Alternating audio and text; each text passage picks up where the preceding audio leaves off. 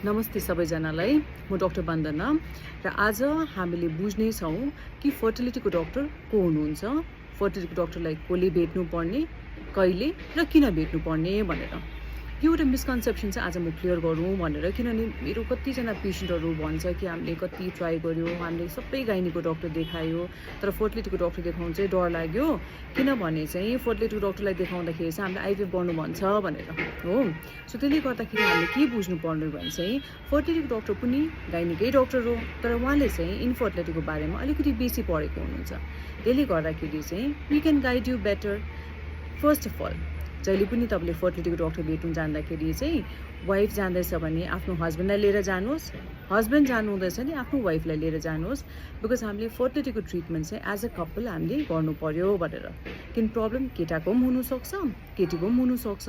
So first of all हामीले के गर्छ, फर्स्ट अफ अल हामीले दुवैजनाको टेस्ट गर्नु पर्यो, केटीको अन्डा ठिकै छ कि छैन, ट्युब ठिकै छ कि छैन, केटाको पनि स्पर्म ठिकै छ कि छैन, दुईजनाको बेसिक हर्मोन एनालिसिस गर्नु पर्यो।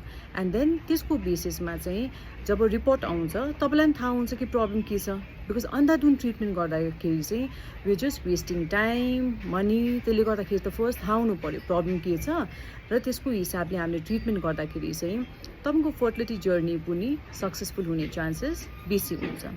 त्यसले गर्दाखेरि चाहिँ हामीले के बुझ्नु पर्यो भने चाहिँ फर्टिलिटीको डाक्टरले पनि तपाईँको पहिला इन्भेस्टिगेसन हेर्छ, र इन्भेस्टिगेसनको हिसाबले चाहिँ हामीले प्लान गर्छ कि तपाईँको हामीले नर्मल ट्राई गर्नुपर्ने हो कि तपाईँको हामीले आइयुआई या युट्रिन इन्सेमिनेसन गर्नुपर्ने हो कि आइभीएफ गर्नुपर्ने हो भनेर।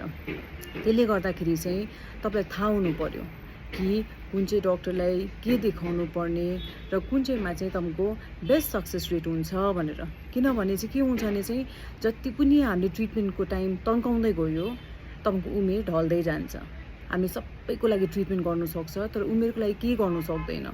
त्यसले गर्दाखेरि चाहिँ मैले यो मेरो अवेरनेस भिडियोजहरू ल्याइरहेको छु ताकि पेसेन्टहरूको टाइम वेस्ट नहोस्। मैले जति बोल्दाखेरि तपाईँलाई इनकेस कति पनि हेल्प भयो भने I think that will be a very big success for me.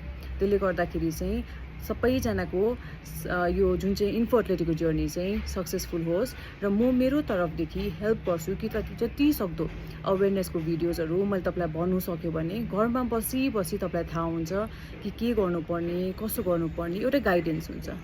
Thank you so much.